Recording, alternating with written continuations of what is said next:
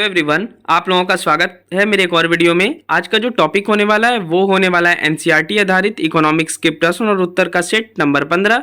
तो चलिए वीडियो की शुरुआत करते हैं।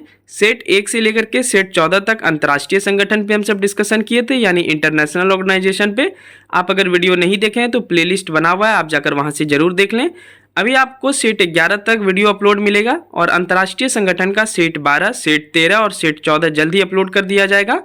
आज से हम सब करेंगे, यानी सेट 15 से हम सब करेंगे राष्ट्रीय संगठन। अंतर्राष्ट्रीय संगठन हम सब देख लिए, जिसमें बहुत सारे संगठन को अच्छे ढंग से हम सब देखे। अब आज से हम सब करेंगे राष्ट्रीय संगठन, यानी नेशनल ऑर्गेनाइजेशन। यानी भारत में कौन कौन सी प्रमुख एजेंसी है, वो क्या काम करता है, उसकी स्थापना कब हुई थी, कौन कमेटी के आधार पर स्थापना की गई थी, इसका हेडक्वार्टर्स कहाँ है, ये सब कुछ देखेंगे। चलिए वीडियो की शुरुआत करते हैं। पर चैनल पे नए हैं तो चैनल को सब्सक्राइब कर लेंगे। और आपको इसका पीडीएफ चाहिए तो फ्री ऑफ कॉस्ट मिलता है पीडीएफ। डिस्क्रिप्शन में टेलीग्राम चैनल का लिंक है, आप वहां से जाकर के ज्वाइन करके पीडीएफ डाउनलोड कर सकेंगे। चलिए शुरुआत करते हैं आज से। कौन सा? तो नेशनल ऑर्गेनाइजेशन यानी राष्ट्रीय संगठन, यानी भारत के अब प्रमुख एजेंसी देखेंगे। तो 141वां question, Reserve Bank of India RBI का मुख्यालय कहाँ अवस्थित है? तो इसका आंसर हो जाएगा मुंबई। तो बगल में आप लोगो भी देख रहे हैं। आइए आरबीआई के बारे में कुछ और भी जानते हैं। तो आरबीआई की स्थापना 1 अप्रैल 1935 को हुई। आरबीआई बनने के लिए आरबीआई एक्ट 1934 लाया गया था, ये याद रखेंगे। आरबीआई का राष्ट्रीयकरण 1 जनवरी 1949 को हुआ था। राष्ट्रीयकरण का मतलब क्या हुआ?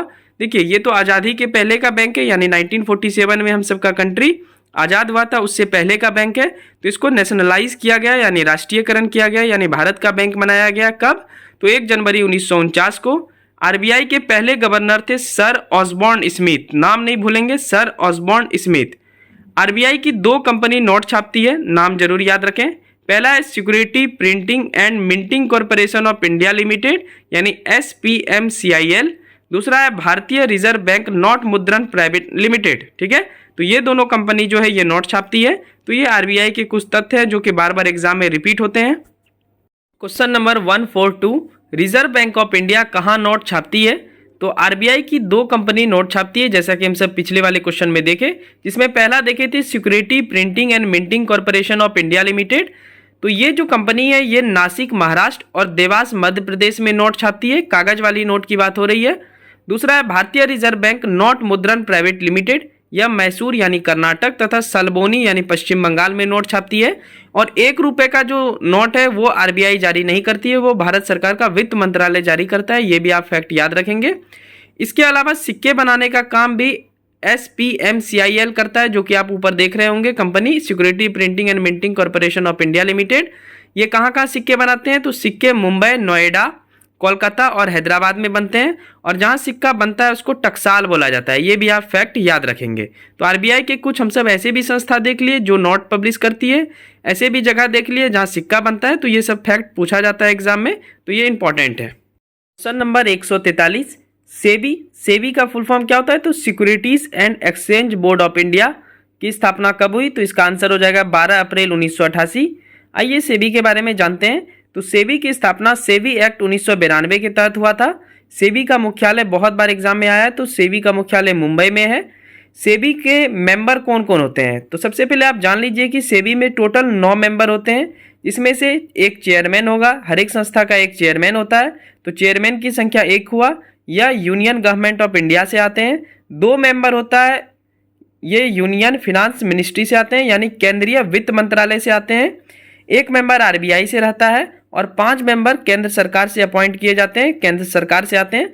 तो 5, 1 6, 6 और 2 8 हो गया, और 8 1 9, यानी टोटल सेबी में कितने मेंबर होते हैं? तो 9 मेंबर होते हैं, जिसमें से एक चेयरमैन जो कि union government of India, 2 member ये यूनियन फिनांस मिनिस्ट्री यानी केंद्रीय वित्त मंत्रालय, और 1 member RBI reserve Bank of India, और 5 मेंबर जो होता है वो केंद्र सरकार का होता है। ठीक है, अब सेबी क्या काम करता है? तो सेबी कैपिटल मार्केट को लॉन्ग टर्म के लिए रेगुलेट करता है। ठीक है, पूंजी बाजार को सेबी जो है वो बहुत अधिक लंबे समय के लिए रेगुलेट करता है, चलाता है, ये याद रखेंगे। इसमें से 2-3 फैक्ट बहुत बार एग्जाम में आया हुआ है कि सेबी की स्थापना कब हुई, स्थापना हुई तो किस एक्ट के तहत हुई, और इसका हेडक्वार्टर्स कहाँ है, मुख्यालय कहाँ है। बहुत ज़्यादा डीपली पूछेगा तो फिर ये 9 मेंबर आपसे पूछ सकता है कथन वाले क्वेश्चन में, खास करके बीपीएससी जैसे परीक्षाओं में। Question number 144, pension fund regulatory and development authority यह भारत सरकार के किस मंत्रालय के अंतर्गत आता है? तो इसका आंसर हो जाएगा वित्त मंत्रालय यानी फाइनेंस मिनिस्ट्री। इसकी स्थापना 23 अगस्त 2003 को हुई। 2003 में इस संस्था को बोला जाता था interim pension fund regulatory development authority, लेकिन अब क्या बोला जाता है? तो अब बोला जाता है pension fund regulatory and development authority. इसका मुख्यालय बहुत ही महत्वपूर्ण है, तो नई दिल्ली में है। इसमें एक चेयरपर्सन होगा जिसको चेयरमैन बोलते हैं, और इस संस्था में 6 से ज़्यादा मेंबर नहीं हो सकते हैं। ये भी फैक्ट आप याद रखेंगे, ठीक है। तो इसका मुख्य रूप से आप स्थापना देख लीजिए और इसका मुख्यालय कहाँ है, ये इंपॉर्टेंट है। और किस मंत्रालय के अधीन काम करता है? तो ये वित्त मंत्रालय के अधीन काम करता है। चलिए क्वेश्चन नंबर 145, नबार्ड। नबार्ड का आप सब नाम जरूर सुने होंगे। नबार्ड का फुल फॉर्म होता है national bank for agriculture and rural development. Agriculture से समझ में आप सबको आ रहा होगा कि ये कृषि से रिलेटेड है। रूरल से समझ में आ रहा होगा कि ये ग्रामीण क्षेत्र के लिए बनाया गया था। तो आइए जानते हैं नबार्ड के बारे में। तो नबार्ड की स्थापना किस कमेटी की सिफारिश पर हुई थी, ये प्रश्न में है। इसका आंसर हो जाएगा बी शिवारमन कमेटी। ये कमेटी का नाम बहुत बार आता है एग्जाम में, जरूर आप याद रखेंगे। आइए जानते हैं नबार्ड की स्थापना वगैरह कब हुई है। तो नबार्ड की स्थापना 12 जुलाई 1982 में हुई। नबार्ड जो था वो नबार्ड ऐसे नहीं बना, नबार्ड आरबीआई के 3 संस्था को मिलाकर बना है। आइए जानते हैं इन तीनों संस्था का नाम। तो पहला है एग्रीकल्चर क्रेडिट डिपार्टमेंट जिसको बोलते हैं एसीडी, दूसरा है Rural Planning and Credit Cell RPCC, तीसरा Agriculture Refinance and Development Corporation ARDC. ये तीनों को मर्ज करके क्या बनाया गया, ये तीनों को मिला करके कौन सी संस्था बनाई गई? तो नबार्ड बनाई गई। नबार्ड का मुख्यालय मुंबई में है, बहुत बार एग्जाम में आया है। और जैसा कि मैं पहले बोला कि नबार्ड ग्रामीण एवं कृषि क्षेत्र में ऋण एवं वित्तीय सहायता प्रदान करता है, इसका यही काम है। तो नबार्ड की किस कमेटी के सिफारिश पर हुई थी? तो बी शिवारमन कमेटी। एग्जाम में बहुत बार आ चुका है। इसका स्थापना आप जरूर याद रखेंगे और हेडक्वार्टर्स जरूर याद रखेंगे। कभी कभी ये भी पूछ लेता है कि कौन सी संस्था ग्रामीण क्षेत्र में ग्रामीण और कृषि क्षेत्र में कार्य करता है, ऋण प्रदान करता है। तो आपका आंसर क्या हो जाएगा? नबार्ड। ऐसा भी काफी बार क्वेश्चन बनाकर पूछा गया है। चलिए बढ़ते हैं अगली संस्था की ओर। प्रश्न संख्या 146, small industries development bank of India यानी जिसको सिडबी बोला जाता है का मुख्यालय कहाँ अवस्थित है? तो इसका आंसर हो जाएगा लखनऊ। अब ये क्या काम करता है? तो यह छोटे उद्योग को ऋण देता है यानी MSME, ministry of micro small medium enterprises को लाइसेंस, ऋण और सेवा देता है। ये छोटे जो जिनको छोटा लोन चाहिए तो सिडबी प्रदान कर देता है। और इसका हेडक्वार्टर्स हम सब देख ही लिए लखनऊ में। यह संस्था वित्त मंत्रालय के अधीन काम करता है और इसकी स्थापना 2 अप्रैल 1990 को हुई थी। तो ये 2-3 फैक्ट है जो आपको याद रहना चाहिए। हेडक्वार्टर्स, उसके बाद ये कौन से मंत्रालय के अधीन काम करता है? तो वित्त मंत्रालय, और स्थापना 2 अप्रैल 1990। ये तीनों बार बार एग्जाम में पूछा जाता है। नंबर 147, 147वां प्रश्न है स्पाइसेस बोर्ड ऑफ इंडिया किस मंत्रालय के अधीन काम करता है? तो इसका आंसर हो जाएगा वाणिज्य एवं उद्योग मंत्रालय। इसका मुख्यालय कोच्चि केरल में है। मसालों का बगीचा केरल को कहा जाता है, आप सबको पता होगा। तो इससे भी आप याद रख सकते हैं कि कोच्चि केरल में इसका हेडक्वार्टर्स है। इसकी स्थापना 1987 ईस्वी में हुई थी। मसालों का हिस्ट्री तो आप जानते ही हैं, यूरोप के ज़माने से ही हम सबके देश में है। तो हम सबको याद रखना है कि केरल में कोच्चि जगह है जहाँ पे क्या है, तो स्पाइसेस बोर्ड ऑफ इंडिया का हेडक्वार्टर्स है यानी मुख्यालय है। 148वां है advertising standards council of India का मुख्यालय कहाँ है? तो इसका आंसर हो जाएगा मुंबई। इसकी स्थापना 1985 में हुई और यह विज्ञापन पर नजर रखता है, यानी कोई भी गलत विज्ञापन को यह पब्लिश होने नहीं देता है, इसका यही काम है। तो 147 इसमें देख लिए और 148 क्वेश्चन देख लिए। चलिए 2 क्वेश्चन और देखते हैं इस वीडियो में। क्वेश्चन नंबर 149, 149वां प्रश्न, भारतीय पुरातत्व सर्वेक्षण यानी आर्कियोलॉजिकल सर्वे ऑफ इंडिया के पहले डायरेक्टर कौन थे? तो इनका आंसर हो जाएगा अलेक्जेंडर कनिंघम। अब ये कैसी संस्था है? तो सबसे पहले जानते हैं इसकी स्थापना। तो भारतीय पुरातत्व सर्वेक्षण की स्थापना 1861 ईस्वी में की गई। इस संस्था का मुख्यालय नई दिल्ली में अवस्थित है। यह धरती पर पुराने जगह की खोज करता है, ठीक है, यानी पहले से जो घटना घटित होते हुए आ रहा है उससे क्या स्रोत मिलते हैं, जिसको आप हिस्ट्री में ऐतिहासिक स्रोत के रूप में पढ़ते हैं, तो उसकी खोज करता है भारतीय पुरातत्व सर्वेक्षण, जिसके पहले डायरेक्टर थे अलेक्जेंडर कनिंघम।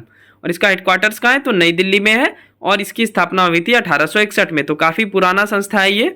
चलिए आज के वीडियो का आखिरी प्रश्न देखते हैं, 150वां प्रश्न संख्या 150वां, Association of Mutual Funds of India का मुख्यालय कहाँ है? तो इसका आंसर हो जाएगा मुंबई। इसकी स्थापना 22 अगस्त 1995 को हुई थी। तो ये संस्था में यही 2 फैक्ट इंपॉर्टेंट है। तो चलिए आज से हम सब शुरू कर दिए हैं। नेशनल ऑर्गेनाइजेशन यानी आपका राष्ट्रीय संगठन, यानी भारत में प्रमुख एजेंसी कौन कौन सी है, इसका पीडीएफ आपको हमारे टेलीग्राम चैनल पे मिल जाएगा। और एनसीईआरटी इकोनॉमिक्स में सेट 1 से 14 तक अंतर्राष्ट्रीय संगठन पर वीडियो बनाया हुआ है, आप जरूर देख लें उसको जाकर। प्लेलिस्ट का नाम मैं नीचे लिख दिया हूँ, एनसीईआरटी आधारित इकोनॉमिक्स प्रश्न और उत्तर। अगर आप इस ढंग से इकोनॉमिक्स पढ़ लेते हैं, मैं हर एक चैप्टर इसका पढ़ाऊंगा, जैसे कृषि पढ़ाऊंगा, उसके बाद मिश्रित अर्थव्यवस्था क्या है, सोशलिस्ट इकोनॉमी क्या है, कैपिटलिस्ट इकोनॉमी क्या है, इसके अलावा राष्ट्रीय आय क्या होता है, जीडीपी, जीएनपी, सब कुछ हम सब पढ़ेंगे एकदम बारीकी से। अभी राष्ट्रीय संगठन पढ़ेंगे, उसके बाद कृषि के क्षेत्र में आएंगे। जैसे हम सब कृषि के क्षेत्र में बहुत सारा कन्फ्यूजिंग प्रश्न आप सबको मिलता है कि बताइए खरीफ फसल क्या है, रबी फसल क्या है, जायद फसल क्या है, ये सारा कुछ हम सब बारी बारी से देखेंगे। तो आप इस चैनल पे नए हैं तो चैनल को जरूर सब्सक्राइब कर लेंगे ताकि आपको ये इन्फॉर्मेटिव वीडियो मिल सके। हमारे वीडियो में डिस्कोड आंसर वाला वीडियो हमारा नहीं है, पढ़ाई से रिलेटेड काम होता है और पढ़ाई से जो भी आपका एग्जाम निकालने में मदद करेगा, मैं वैसा ही वीडियो बनाता हूँ। आपको पढ़ने में मजा आ रहा है तो प्लीज़ चैनल को सब्सक्राइब कर लेंगे। पीडीएफ मैं प्रोवाइड इसलिए करवा देता हूँ ताकि आपको याद करने में आसानी हो, पर आप अगर नोट्स खुद से बनाना चाहते हैं तो खुद से भी बना सकते हैं वीडियो रोक करके। बाकी पीडीएफ तो मिल ही जाता है। टेस्ट बारी बारी से हर दिन होता है, तो बहुत सारे लोगों ने बोला है कि टॉपिक वाइज टेस्ट लेने के लिए, तो अब मैं 1 दिसंबर से टॉपिक वाइज टेस्ट लेने की कोशिश करूंगा आप सबका, तो आप सब उसके लिए भी तैयार रहेंगे। चलिए जल्दी मिलते हैं नेक्स्ट वीडियो में, तब तक के लिए thank you so much, bye bye and take care.